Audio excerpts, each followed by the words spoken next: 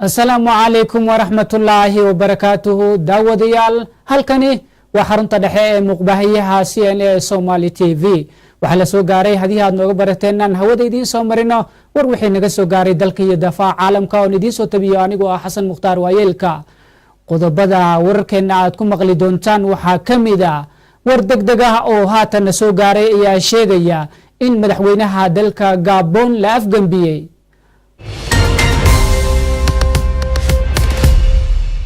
waa sidee xaaladda tahriibayaasha Soomaaliyeed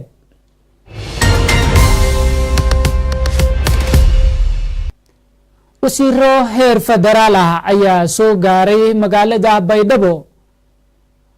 qodobadaasi iyo kuwa kale ayaad ku daawan doontaan warkeenan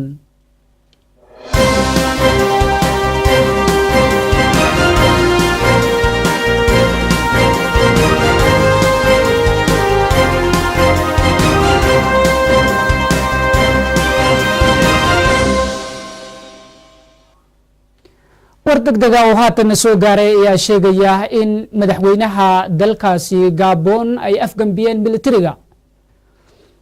militariga ku sugan dalka Gabon ayaa sheegaya inay afgambiyeen xukuumadda wadooyinka magaalada caasimadda ah ee dalkaasi ayaa lagu arkay gawaarida militariga iyo kuwa tiknikada dagaalka waxa caasimadda dalkaasi lagu soo rogay bandow bayaan ka soo baxay saraakiisha militariga oo laga baahiyay raadiyaha dawladda ayaa lagu sheegay in ay jiraan walaac sii xoogeysanaya oo ah awoodda madaxweynaha Ali Bongo oo hogaaminaya dalkaasi asagoo isla markaana dhaleeceeyay saraakiisha ugu sareeya militariga Ali Bongo ayaa in ka badan 2 bilood ka maqnaa dalka waxaana laga daaweynayay xanuun aanan la shaacin sidoo kale mar uu xanuunsaday ayaa lagu daaweeyay dalka Sacuudi Carabiya oo booqasho uu ku joogay qoyska madaxweynaha Bongo ayaa in ka badan 50 sano oo la soo dhaafay maamulayay dalkaasi shidaalka qaniga ku ah ee Gabon waxa uuna markaasi la kulmaya eedeymo ku aadan inuu dhunsaday hantida iyo kheyraadka dalkaasi Ali Bongo ayaa xilka kala wareegay aabihiisa sanadkii 2009 waxa uuna ku guuleystay doorashadii 2006 asaga oo loo jeeday eedeymo iyo qalalaaso hareereeyay doorashadii 2006 warkaasi wixii ku soo kordho dib ayaan idin kala soo socodsiini doonaa wararka kale ee idin haynana waxa kamid ah waa sidee xaaladda dhalinyarada ama tahriibayaasha Soomaaliyeed war arrinkaasi ku saabsan waxa inoo haysa wariyahayaga Canab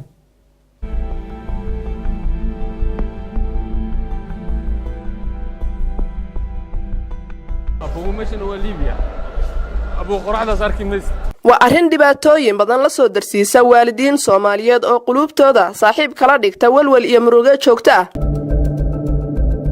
taariibku wuxuu sababay in hooyooyin Soomaaliyeed ay ku waayaan kuwii ay jeclaayeen wadamo badan oo caalamka ah ayaa soo saaray sharciyo adkaynaya sida dadka magangelyo doonka ahi ku soo gali karaan wadamadooda waalidka markuu wadanka wiilka joogo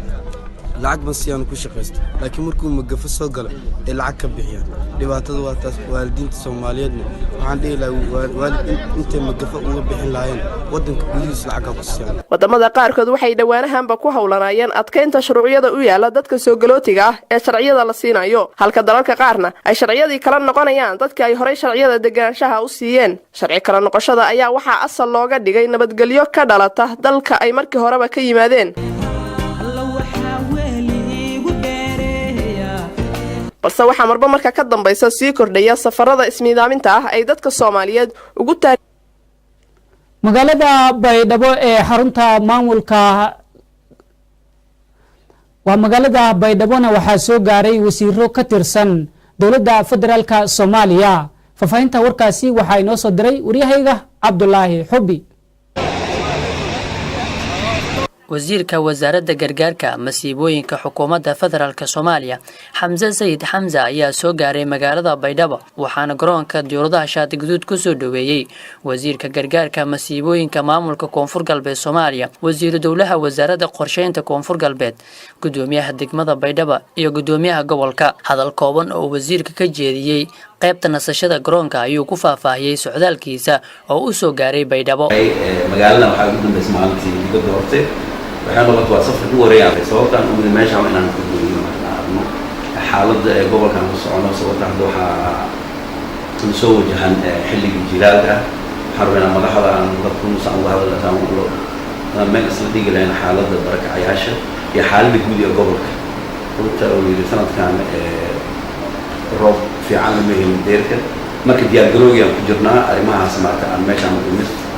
shaqo waxaan insha Allah subhanahu wa ta'ala sidoo kale qolka soo dhaweynta waxa hadal ku jeediyay wasiirka gargaarka masiibooyinka maamulka Koonfur Galbeed Soomaaliya Mustafa Xaaji Nuure iyo gudoomiyaha degmada Baydhabo wasiirka waxa uu madaxtooyada kula kulmay barakacayaasha deegaan magaalada Baydhabo iyo xaaladda guud waxaan wasiirka إن سيدي لو هنقول لها حالة سيلو نادي حالة بركعياش إن شاء الله هو أكيد درس في معلومة من الوزير سلوا بالهوا سلوا هنا أنا بتجوجا دولة القرشين ده أنا بتجوجا دومي حد يكمل الوزير كله يجوجا واحد نبغى سلوا بسم الله الرحمن الرحيم موضوعنا دوان وزير الجرجار كي مارم مسؤولين جود فدرالك وزير الجرجار مارم مسؤولين فدرالك وزير الدولة وسعودية قرشانكا يوكل سنة مهيدة مول مجال سكن منتجر هذا القرار سنة بدون وزير الدولة جود الدولة نحن بعد بيدو وأنا وزير الرئيس داود بيدو داود داود درا مقصود بوليسي وزير كتير بمرونه بوحيد اللي عندنا مشكوش إنه يبغى مدني بيرم الصون بركة آخر برم يبغى هي الصون لا يصلح بقول يسوى تكتو كام يدري اللي يروي لا يلام بقول فرتيه وكوس يوم يبغى يوم راس ترم بالدنيا طبعا درام هو اللي قدر يجيب الحوار كنا يبغى سيري يبغى لندهنا ما هو بيان ضمن يجيبه ما دام رصد من الفرو بلا فرات لين يبغى سكتوسي طبعا هذا ما يدي كنا بقدر برمي بير عن طبعا يوحيا برمي بوحيا يدي برا وهذا ما كمان يبان برمي الجد برمي بوحيا نباني لا يجوز الشغل على كل دوله توفينا كده يوحيا سامقا من بوحيا تمام كنا بوحيا الجد برمي بوحيا نباني إن شاء الله كل كلامه في كل بندوا تعالى بونتا بدو بعد ما تعالى من تنقل اسم بوحيا أنتيك أو كامل من بوحيا اسم وآخر رامبوري ذهبوكم وقف دوله ولا نبغى نقصون marka waa dareemka konton kun oo qoys ay buuxaya nagay marka insha Allah kulli hado dadku waa fiil doonto idinida farqina waa kaamilay buuxaya kusoo barakaya dhawaantan meesha may qorsheynayno badan uu diino oo madan infection ka baaday barxay buuxaya dadka dadka ku nooleeyay buuxaya dhumay buuxaya oo shakhsi lana ku nooleeyay maamulka dowladda hoose iyo koonfurta dhammaanteed waa inuu qorsheyn لكن يقول برك عياش وما بدنا نبغى نجي في المستقبل مرة بورصة سافنا نبغى وشافنا نبغى نبغى درجة إن شاء الله كل أرضهم نبغى ناخذ مع السلامة wasiirka waxa uu madaxtooyada kula kulmay gudoomiyaha baarlamaanka Koonfur Galbeed Soomaaliya Cabdiqaadir Shariif Sheekhouna Maye iyo madaxweynaha maamulka Koonfur Galbeed Soomaaliya Cabdicasiis Lafti Garen waxaana ay iska wareysteen xaaladda barakacayaasha ee magaalada Baydhabo wasiirka gargaarka masiibooyinka dowladda federaalka Soomaaliya iyo wasiirka wasaaradda qorsheynta maamulka Koonfur Galbeed Soomaaliya waxa ay kormeer ku tageen kaamamka barakacayaasha ee ku yaala duleedka magaalada Baydhabo waxaana horjoogayaasha kaamka ay wasiirku ka wareystay xaaladda ay ku sugan yihiin dadka barakacayaasha ahi booqashada wasiirka oo ahayd mid hordhaca ayaa barakacayaashu waxa ay dareemeen mas'uuliyiin ka damqata Cabdullaahi Muqtaar warbaahinta CNN magaalada Baydhabo wadada isku xirta Warshiiq iyo Cadale ayaa laga soo deerinaya lagana soo tabinaya in ay khatar ka jirto warkaasi waxa inoo soo diray wariyahayaga Cabdiqaadir Nadaara wadada isku xirta degmooyinka Warshiiq iyo Cadale oo ka wada tirsan gobolka Shabeellaha Dhexe ayaa inta badan waxaa dhibaatooyin dhanka marista ah ku qaba shacabka iyo gaadiidleyda ku safra wadadaasi. Wadada oo ah mid caraya waxaa si weyn u gooyay bacaad kaasi oo ay gawaarida ku dhibaatoodaan isticmaalkeeda. Dhibaatooyinka ugu badan waxaa si joogto ah u wajaha haweenka gaar ah xilliyada dhalmada iyo dadka bukaanada ah kuwaasi oo gawaarida soo qaada ay bacaadka galaan taasi oo sabab u noqon karta ruuxa caafimaad darro iyo sidoo kale la'aanta gurmad degdeg ah inuu u geeriyoodo. Maxamed Xasan Mataan oo ka mid ah mas'uuliyiinta maamulka degmada Warshiiq ee gobolka Shabeellaha Dhexe ayaa ka codsaday dowladda Soomaaliya iyo maamulka Hirshabeelle inay gacan ka geystaan dhismaha wadada isku xirta degmooyinka Cadale, Warshiiq iyo caasimadda Soomaaliya ee Muqdisho si looga hortago dhibaatooyinka shacabka ay kala kulmaan isticmaalka wadadan. dowladda federaalka gaar ahaan ka codsanayna in ay hay'aday gacan weyn naga siiso maadaama dhulku iyo dhul bacaad abaare ay jiraan in wado aan helno isku xirta Muqdisho, Warshiiq ilaa iyo Cadale isku xirta dadka ku dhaqan xeebaha maadaama ka xeeba oo Hirshabeellena ay dhaqaal weyn ka leedahay wadada la hagaajiyo dadku kalluumaysiga haday aadaan jid boor la'aan iyo dhibaatada jirto. waxaan ka codsanayaa dowladda iyo dowladdeena Hirshabeelle labada dowladoodba sidii dowladdu in ay gacan weyn naga siiyaan ugu horeyn sidii wado aan heli lahayn isku xirto degmooyinka Warshiiq iyo Cadale iyo Muqdisho isku xirto ilaahay. Abduqaadir Cumar Ibraahim, Abduqaadir Nadaara, CNN Somali TV. dhageysiga khudbada musharaxiinta Puntland ayaa waxaa saakay ay ka bilaabatay xarunta maamulkaasi ee Garowe. warkaasi waxaa inoo eegaya Siciid Raage. waxyaalaha loo baahan yahay la joojiyo waxa ka mid ah dhaqdhaqaaqa meelaha dadka taagtaagan ee ku sheekaysanaya. xildhibaanada golaha wakiilada maamulka Puntland ayaa maanta bilaabaya dhageysiga khudbadaha ay jeedinayaan musharaxiinta u taagan xilka madaxweynaha iyo madaxweyne ku-xigeenka maamulka Puntland. xildhibaan Cabdixakiim Maxamed Axmed.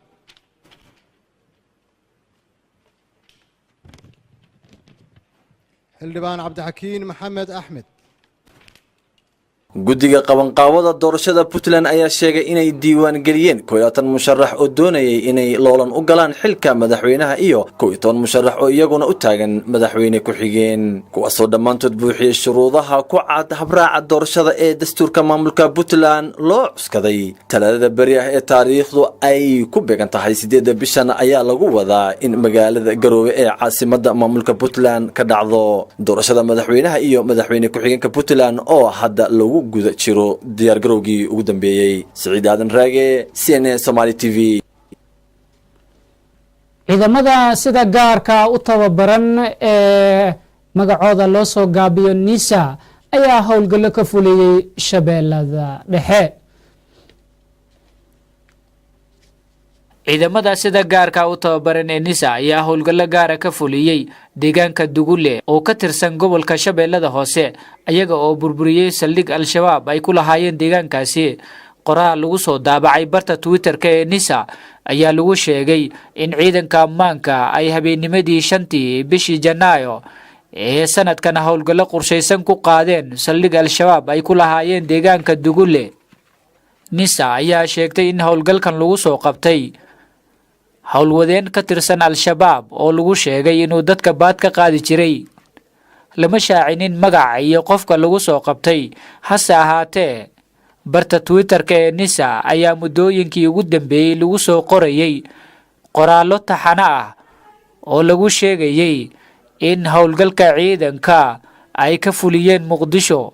iyo gobolka Shabeellada Hoose lagu soo qabqabtay xubno ka tirsan al-shabaab iyo Daacish. ilaa iyo hadda lama soo bandhigin dadka lagu soo qabqabtay howlgalkaasi, lamana soo taagin wax maxkamada. hay-adda nabad sugidda iyo sirdoonka qaranka